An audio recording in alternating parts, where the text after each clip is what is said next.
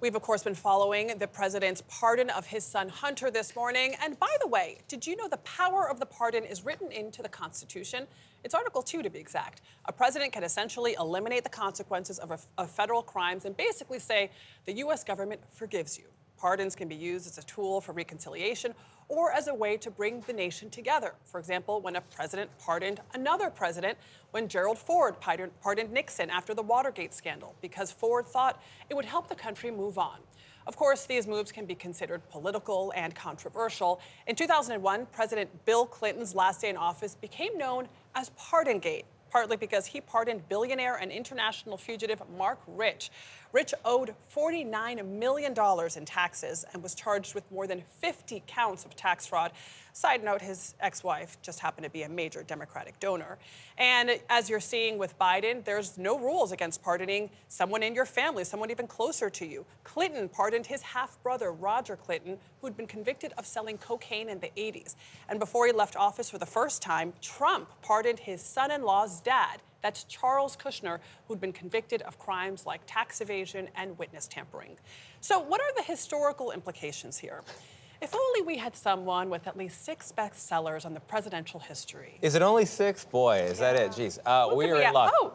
Doris Kearns Goodwin, thank you very much for being here. I just popped in. Yes. We really appreciate it. Those books, by the way, include The Leadership Journey and An Unfinished Love Story. Good morning to you. Thank you very much for being here. So the power to pardon is one of the most absolute a president has. It was a kingly power. The framers decided to put it in there. How has it been used? And let's talk about the most famous use of it, actually, right off the top here. Nixon is pardoned by Ford. How does that look in history? Well, it's important. I lived through that, so I'm part of that history. It was a firestorm at the time because there was a feeling that you wanted the rule of law to be obeyed. You wanted to have consequences for what Nixon had done, and that this was foreshadowing and undoing all of that. And at the same time, there was a rumor going around that there'd been a corrupt bargain between Nixon and Ford, that Nixon agreed to pardon him, that Ford agreed to pardon Nixon, and then in return, he would become president.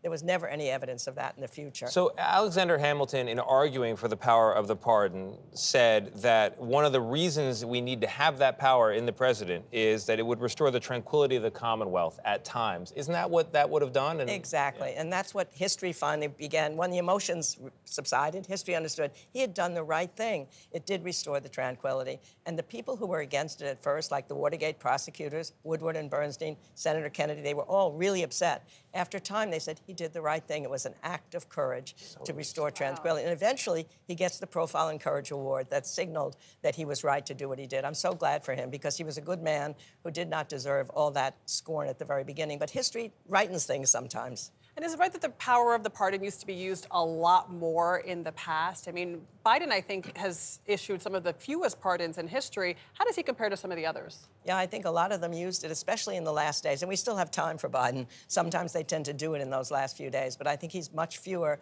issued than other people had. Tell us about Abraham Lincoln's famous pardoning. Oh, well, his is the best. I mean, what he did when he couldn't sleep at night, he loved to issue pardons to soldiers who had run away from battle or who had somehow been so worried that they'd fallen asleep on 24-hour duty, and they were going to be executed.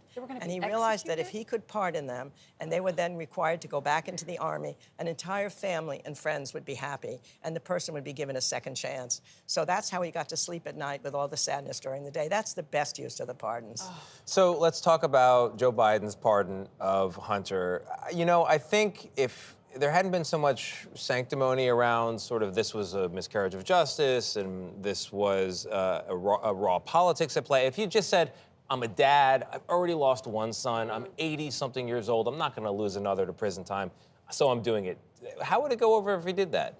I couldn't agree with you more. If he simply did it as an act of mercy and people understood his family situation, how much they'd been through, and that it was a crime that not normally would be one of going to jail, a gun that you didn't even use during addiction, people would have understood it. But I think adding to it the statement that this was a miscarriage of justice and the Justice Department had selective prosecution, it makes the mistrust again in institutions. That's our problem today in the country. We need trust in a democracy in our institutions. We used to have overwhelming numbers of people believe that government did the right thing at the right time, way back in 1978, 1980s. It started going with Watergate. It started going with Lyndon Johnson and the credibility gap, and now it's down to less than 20% at some points, and you can't run a democracy on that. So to add to the distrust and allow talking points now for President Trump to talk about the January 6th criminals is a complicated thing. Although wouldn't pardoning them restore the tranquility of the country, a la Hamilton? I mean, how might history, it's hard to say, we're living right through it right now.